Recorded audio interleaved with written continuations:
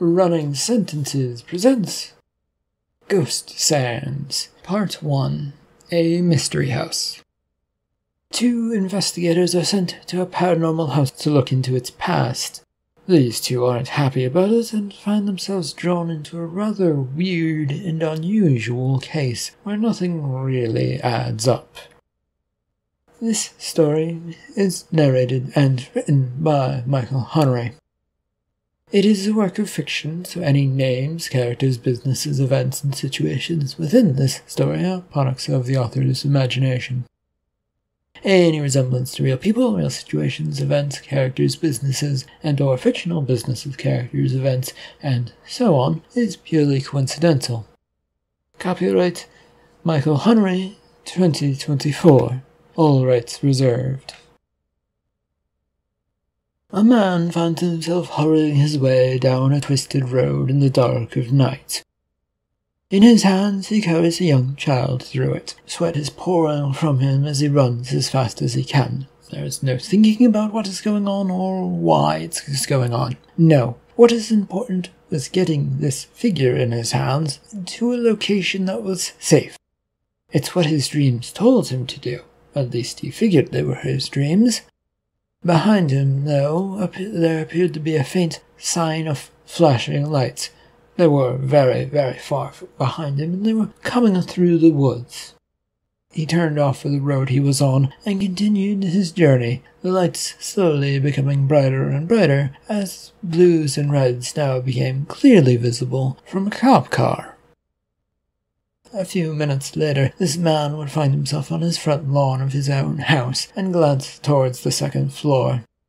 It was a simple colonial-style home, but there was a red glow that came out of the bedroom window on that second story, and various other upstairs rooms, which made him sigh in relief.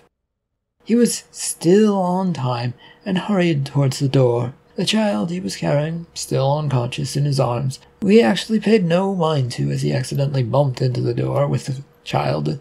And as he thought of this, a hiss of a voice came to him. "Be careful, we needs them healthy." The sudden appearance of the voice in his head made the man swivel about.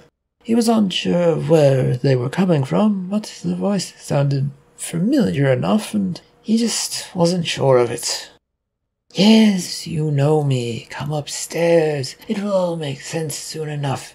Be careful with our prize, though." With a shake of his head, the man headed through the front door, which he had left unlocked. This was good. This was right.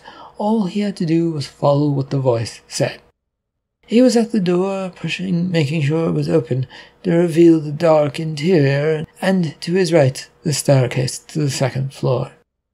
The red, glowing light from the hallway upstairs drifted down from the second floor and almost begged and called to him. Bursting into his bedroom, the man looked desperately about for a moment as he stepped inside. The red light was dosed the room with its glow and beckoned him towards the bathroom. "That's right, you know what you must do." The child still in his arms, he hurried down the little hallway from the bedroom into the bath that connected his bedroom to a bathroom. They were the same room, but they had a little hallway in it.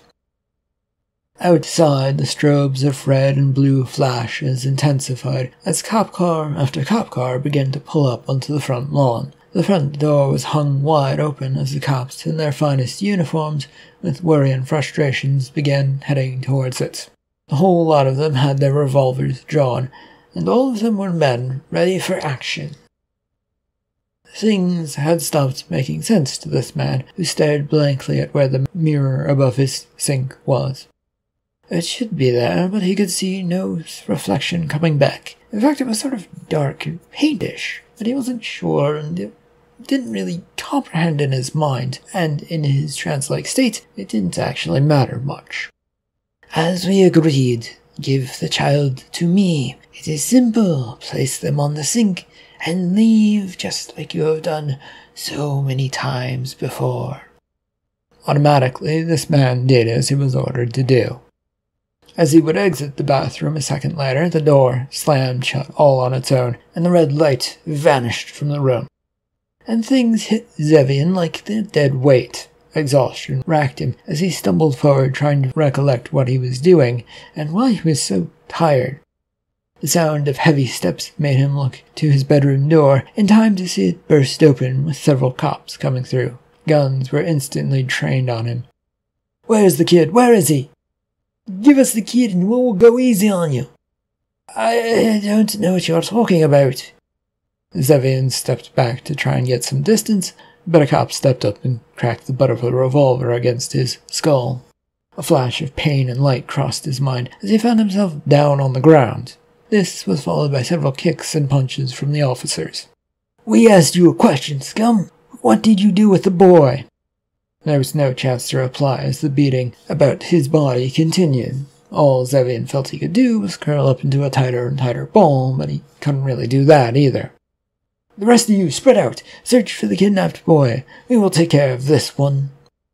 Thuds of feet carried about the place as cops went here and there. The beating, of course, continued, though it did slacken off a bit with fewer officers contributing to it. Strangely, Zevian found himself looking towards the bathroom door as an officer tried to turn the handle.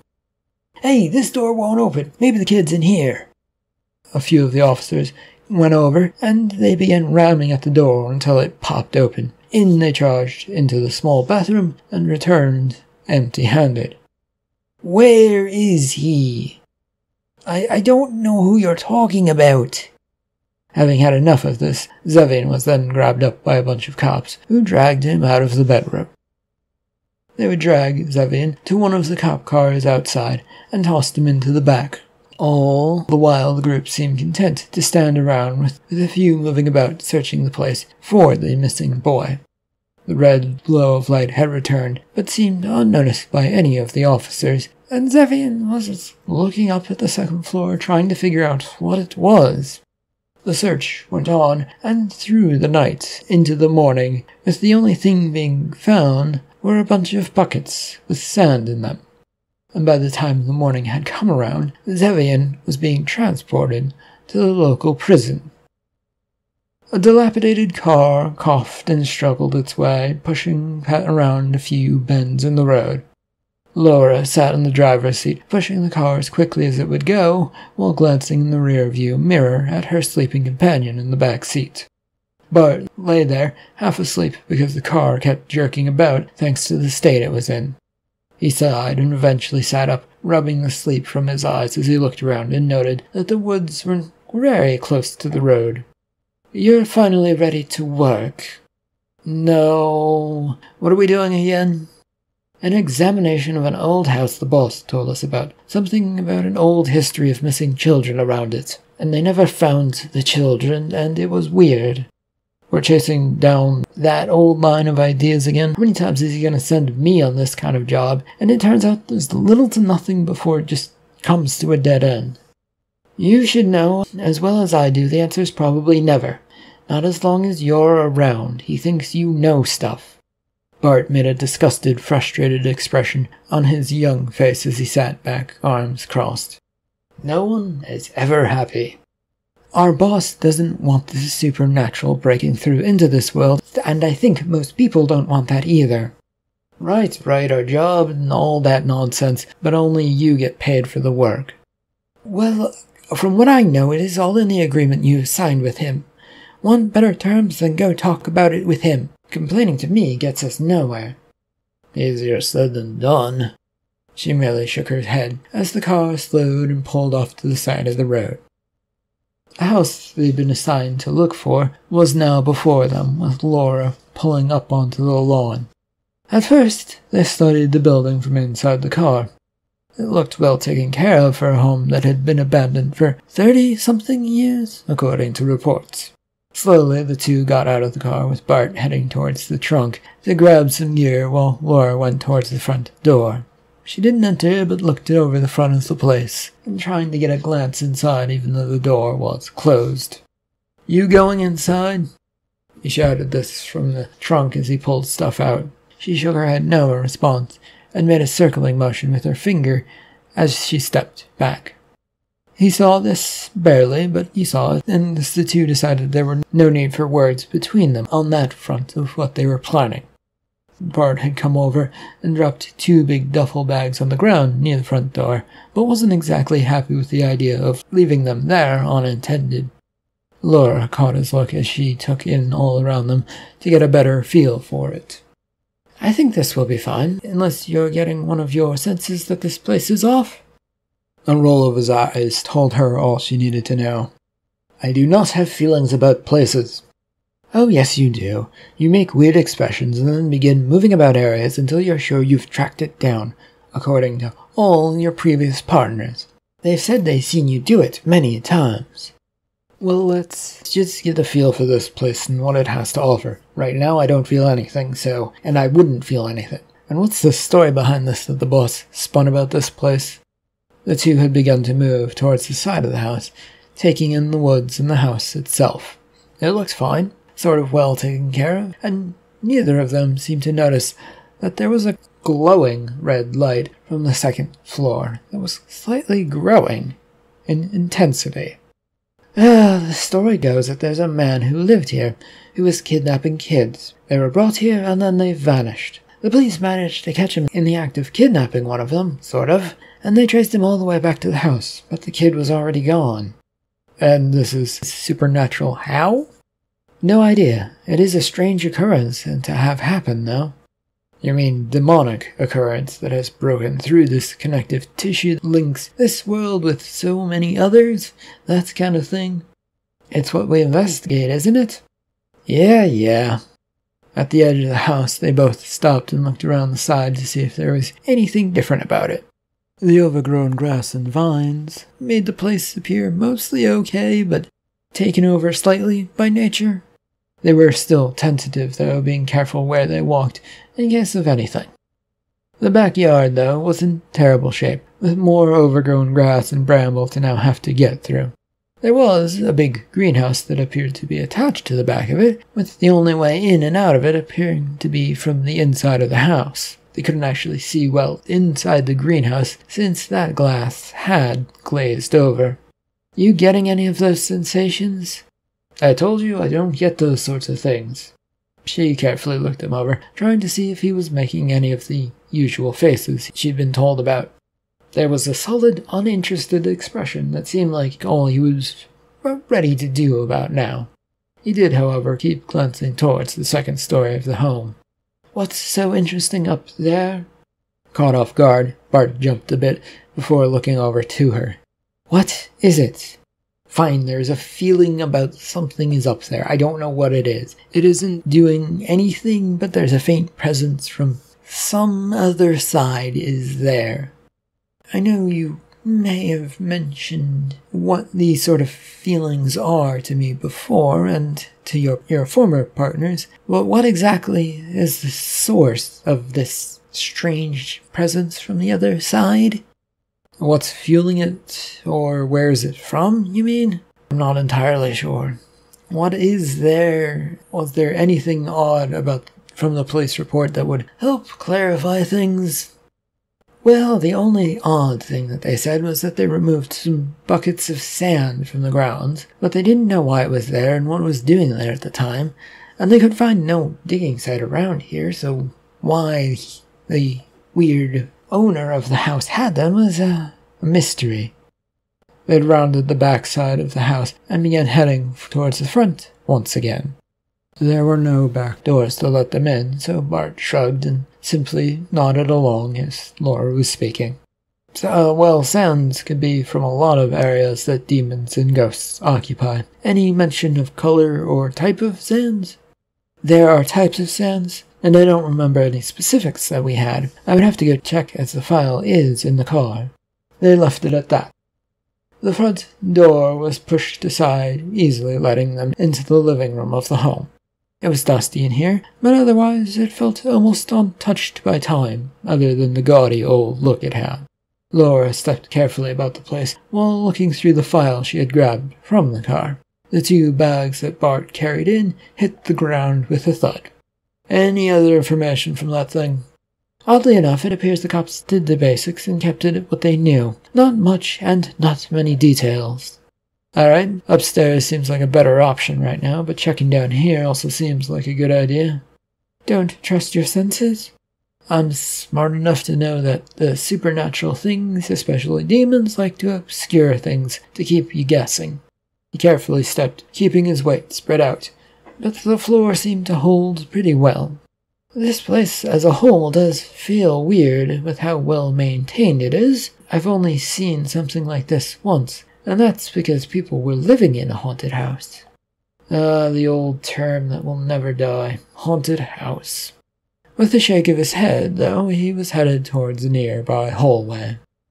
There was little light in this place, so Bart pulled out a flashlight and turned it on. The shadows and darkness would scamper away, not quite alive, but reminding him of some places he'd seen. With a frown, he pushed forward towards the far end of this space, since there were no doorways aside from the one at the end. He kept stepping carefully in case the sight he was seeing,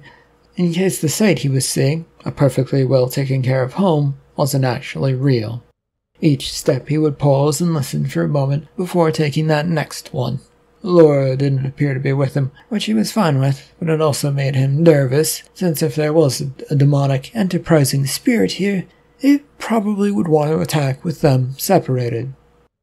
With the creak of a door, Laura pushed her way into a dark room that was briefly illuminated by her flashlight.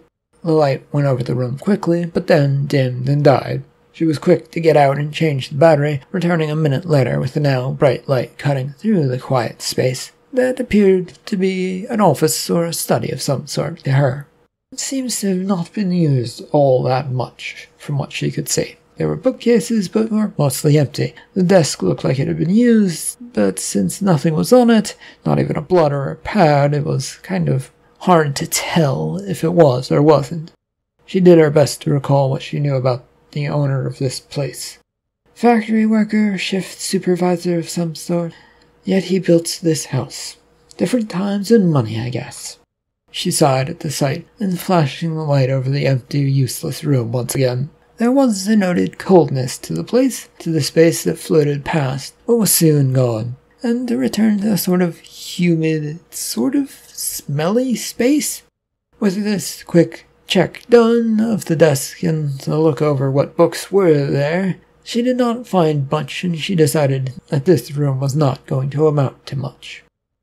There was a bit of a pungent and unwelcome smell that took over the air as Bart entered the kitchen. There were windows here, letting in the morning sunlight, so he clicked off his little flashlight and took it in. The space felt frozen in time, clean but dusty, and the smell, he figured, shouldn't be around anymore. It had been years since the house had been left abandoned, so the smells of decaying food should not be around anymore. He moved closer to the refrigerator, which did appear to be leaking some sort of substance from it. The smell that had first hit him wasn't any stronger here, though. How unusual. Either something dropped through the time stop here, or the creature that is calling this place home wants us to know it knows we're here. He said this out loud, figuring nothing would respond. Talking to yourself or the creature we cannot yet see? Myself, mostly. Did you catch a whiff of that smell when you came in? There was a scent, but it was faint and gone before I thought much about it. Why? I don't know yet. Just seems weird that it was happening. He moved towards a couple of wooden cabinets that were closed and threw them open, taking a few steps back as he did. There were no expectations or ghosts or supernatural animals or bugs that would likely co-inhabit in there. But the cans and boxes that greeted him showed signs of life and some a bit of rust and decay and folding over. I'm going to search the basement while you're being overdramatic with opening things, okay? It took all of 2 steps to find that door for her, and that would lead down, though she took a cautious approach to opening the door and stepping in case anything were to happen. She had enough experiences around places like this to know that things were always around the corner as she carefully peered through the darkness. Jumpy? Shut up!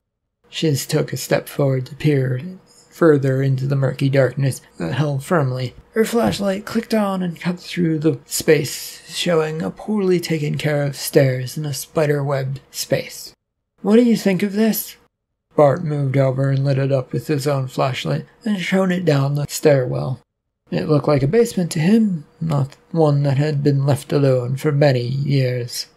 Normal from all appearances, which, considering what we've seen so far, is odd. It does feel like something is looking after this place. Could it be a demon of some sort that we can't see? If they have some way to break through the portal of sands and time, sure, or some other means, I guess so, yeah. They're probably doing their best to keep that doorway open to visit here, at least. And what would that demon look like in this case? Bart had actually been thinking about that, and what it might appear as. Unfortunately, it could take up a lot of shapes, according to his knowledge, and different spaces. And one time he'd even heard about it being an entire home. Well, the doorway, this portal would probably be anything that reacts with heat and cold. As for the demon that's doing this, well, that could be anything. And of course, the doorway, this portal, can look like anything. You mean it will get warm when you get near it, or the area gets cold and then warm, or a combination of the two when we find this portal or this creature? He merely nodded yes and took a step onto the landing of this stairwell downwards, testing it to see how it would hold. A loud creak of wood said it might, but he decided not to push his luck and pulled his foot back. Do you want to go down there? No, not really, unless you get one of those sensations about something down there. He reached for the door and swung it closed. I'm more curious about the greenhouse over there. I haven't seen a door into it yet, and this kitchen is at the back of the house, near where it should be. The back wall of the kitchen did have a door, though. It was one that looked like it went out to an enclosed patio deck space. One that hadn't been there when they did their walk around the place. Is that it, though? She pointed towards the door as he looked at the thing that was mostly made out of window. It, too, had fogged over in most spaces, but there were spots that one could see out into. No, but maybe. This house has some weirdness to it, so I feel like it wants us to explore and find out what's causing it. They both took a step towards this door, leading out of the house, but stopped at it. Bart, because he wanted to see if there was anything was going to happen when they opened it, well, Laura had stopped because Bart had stopped, and she knew better than to run off ahead of him, and it's why she'd hurriedly found him when she realized he'd left the living room. These places could all be death traps. The door to the screened-in deck patio area opened easily and, once pushed in, kept going until it clattered against the wall. The duo looked out from the other side of the door, one on the left side of the doorframe and the other on the right, keeping safely away from anything. Nothing appeared to be out of the ordinary, there was a brick floor that had a lot of moss and a table with a chair not too far from the door, but it was okay looking. Go in already. Bart did step in, but only because he noticed something out of the ordinary. A bucket off in the corner. I'm going in, scaredy cat. Not wasting a moment, he quickly headed to the corner of this space, which he could see from the door. And sure enough, there was a bucket, metal and filled with a reddish sand. Once standing over it, though, he became more careful. It didn't look like the usual sands from a demonic plane of existence that he knew. It seemed mostly normal, but the police report had said buckets of sands were removed. He took another look around, sending his senses out to get a feel for things, hoping they'd return some sort of sign. The heavy, rolling, sandy hills went up and down as wind blasted the tops, sending dust and gritted sand down towards the bottom of these hills. There was a road cutting through all of this, heading down one of the slopes, and then, even further, disappearing into a hole. The road would come to a stop in a pit of an area, one that circled around and round until it disappeared into one of the sandy hills that surrounded what appeared to be a mining operation. Children of all ages were passing buckets of sands in a daisy chain to the top of the dunes where they would be dumped out. Down at the bottom of this pit stood a dark, cavernous hole dug into the dune and held up by planks of wood and other reinforcements to keep it heavily supported to make sure it did not fall in on itself. Out of this hole came a red, muscular, 9-foot-tall creature, stepping out of that space and stretching its scarred body that one might mistake for almost human. It growled, and those children near to it began cowering away, trying not to look it in the eyes. The ground rumbled for a moment, leading to another ugly-looking creature, this one fat and 6 feet tall, coming from a nearby building, bundled up and looking disturbed. "What is going on, Ralph? What happened in the tunnel?" "Our little base of operations seems to have someone exploring it, causing these quakes that we have to deal with." "What did the master say?" "That slug, the only thing it ever says and wants is for things to be done quicker, get through the sands, get through to the portal, and get to the humans as quickly as possible. Our boss doesn't think of anything else. I don't think we can drive these humans any faster. Why do we have to get weak little ones to do our work, by the way?" "Because, Book, they fit through that portal that we could open up."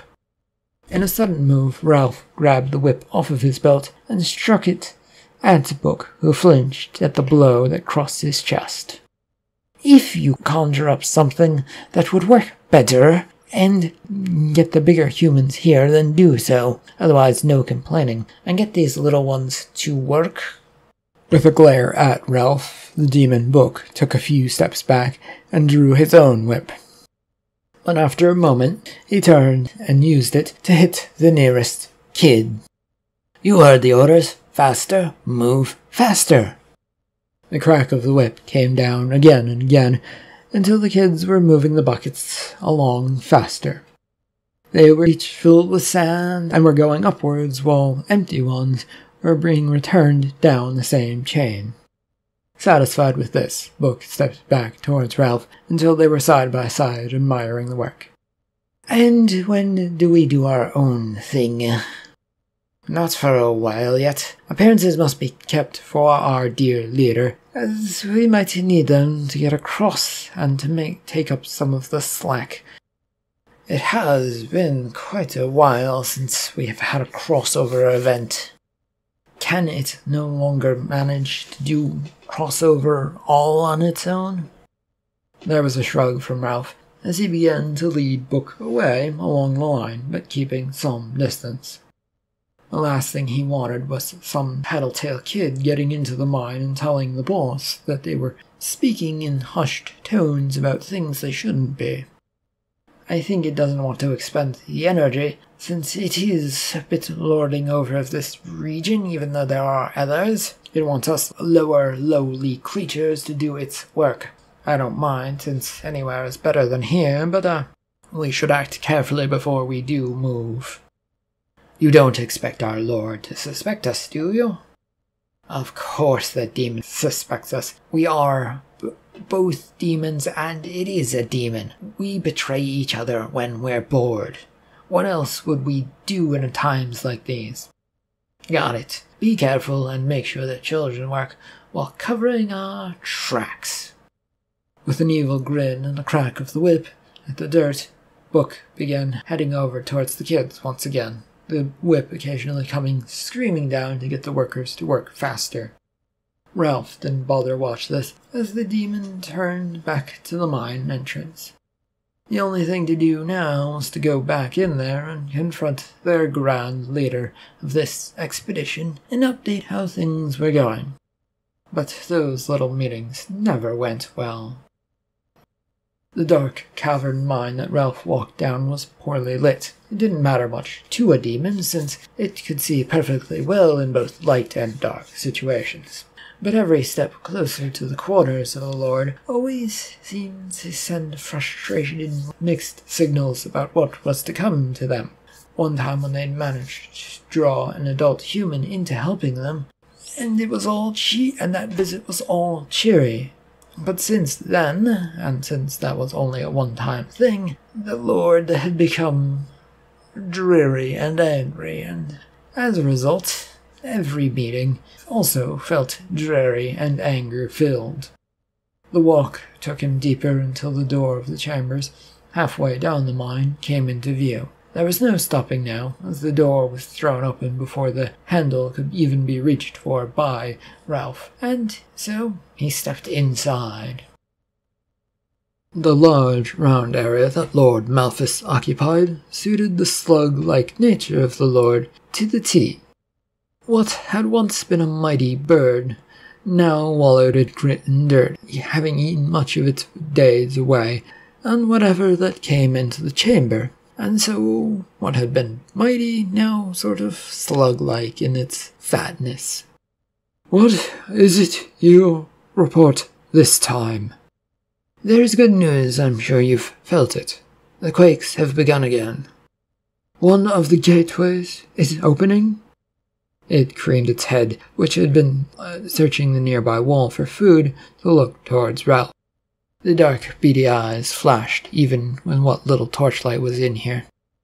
"An old pathway that we thought was shut down. We're examining it to see if we might be able to dig it out, or what it's up to.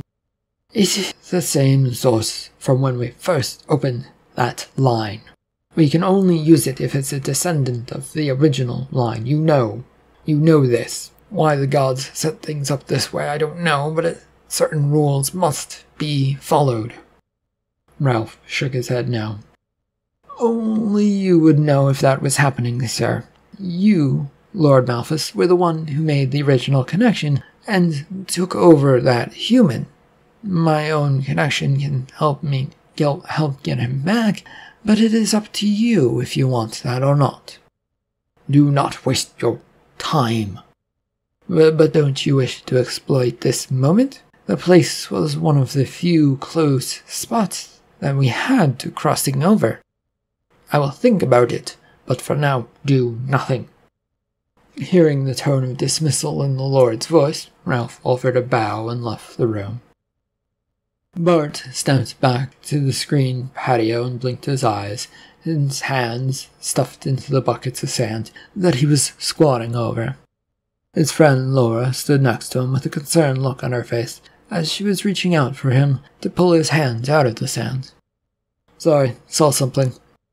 "What stuff did you see?"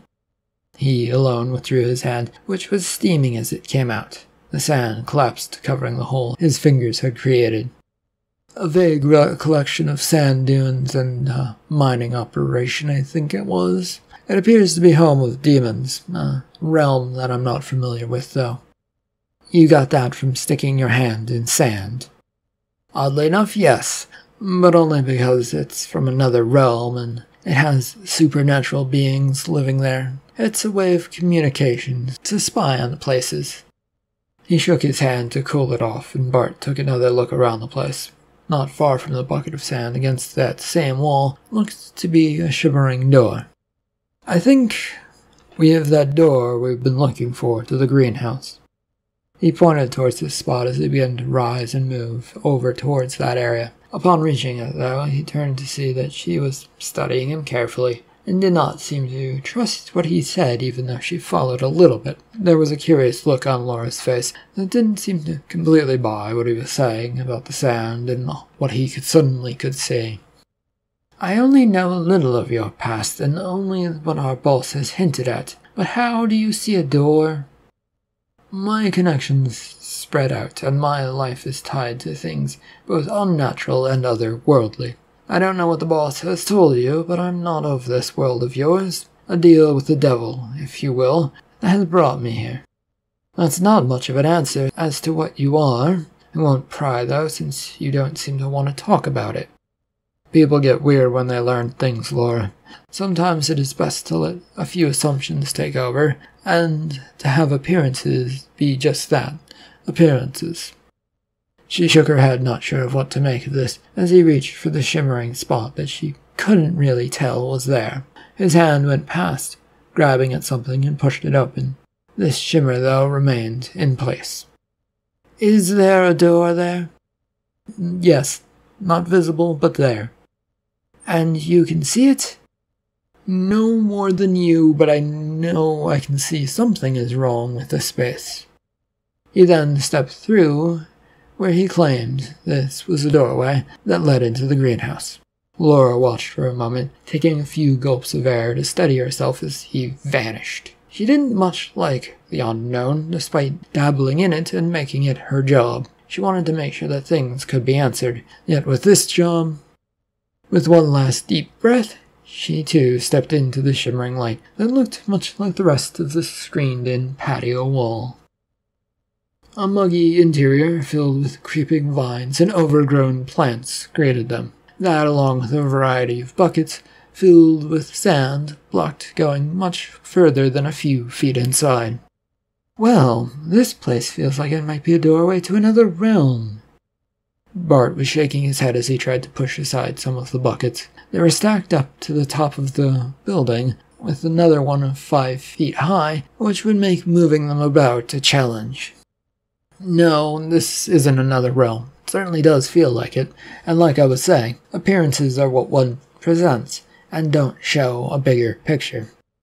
This is meant to be used as a storage space for this sand. It's not meant to actually be found, I think. For sand, why is there sand? A last mighty shove from Bart moved the buckets a few inches, but not enough to give him room to explore beyond what he could see. He stood up fully and hopped up to see if there was anything behind it that would block him from pushing this wall of buckets any further. All there was, though, was green-looking leaves and vines. From my understanding, there are many planes of existence, and it's because they're trying to get rid of this stuff. They already have too much of it, and it keeps getting in their way of escaping from that plane of hell, existence, or whatever the place they call home is. This isn't a way in or out of their home, though. It's too great of a chance for the sand to fall back in, blocking the entrance, so they get put to the side. Then where is this doorway portal or to another plane, or where is this demonic creature maintaining this place? He shrugged since he really didn't know. There was a chance it could be as small as a pin or as big as a room or a house, but they probably would never see it if it didn't want to be found, or whatever was helping to link it to this world didn't want it to be found. Let's just continue our sweep of the place. So far, it only has the feeling of a place that is haunted, so to speak. Laura nodded and they moved out of the greenhouse. With flashlights blazing, they found the stairs and clambered up them. Laura found the light switch upstairs, as she was first up the stairs and curious, since the space wasn't well lit, but the lights flicked on. And they were dim and flickering, but they came on. Neither of them turned off their flashlights, though. 4 doors and no hatchway to the annex space. Potentially one of those leads up there, or there is a way to get up there. Why would a creature or a demon live up there? It's a place to stay away from prying eyes, I guess. Unless the space is made into a livable one. Yeah, they like to be where they can plot and plan and not be found. It's why there is a cliché about noises coming from the ceiling. They came up with it so that people wouldn't investigate out of fear. You're saying that demons or ghosts came up with a way to dissuade people from looking into things? How would they do that? The two had been walking a bit down the hallway to get to the first door. There they stopped at it, as she reached out her hand, turning the door handle while questioning him. You don't know that demons have walked amongst humans since forever? They've been plotting to overthrow the whole group of you and make this a plane of existence of their own for a long time. Oddly enough, it wasn't until humans came along that they could do so. What are you even talking about? Oh, it's a long and complicated thing, and it depends on if you believe in gods or not. The planes of existence cross-mingle with one another and have forever. It's just incredibly hard to cross over without some sort of help, or hurting yourself, or maybe getting lost. Still not understanding, she shook her head and peered up the dark staircase that she found before her. The flashlight cut through the stairs upward. She stayed where she was, looking up for a moment. What do you think about up there? Is it different from the rest of this house? Weird house so far? He leaned over and looked up, but offered nothing as he looked. A dingy cell set far back and away from the others. Not on purpose or anything like that. The prison had been seeing less and less people lately, so it had mostly emptied out. There, in one of the last occupied cells, sat the dirty, dingy Zevian Mort. He was on his bed, staring at the wall that was covered in the pages of magazines he had ripped out over the years, each of them covering some sort of strange occurrence. Most of the pages appeared to be tabloids that had farcical stories on them. It almost makes sense to me. Just a little more staring and the whole thing should snap into place. He was about to get up so that he could closely study some of the pages and to feel them under his fingers as he tried to get their essence. But a ting, ting, ting from the jail bars stopped him short, and he turned to glare at this disruption. It was one of the guards, though he could barely see him in this late morning sunlight that managed to get through the dark interior of the prison.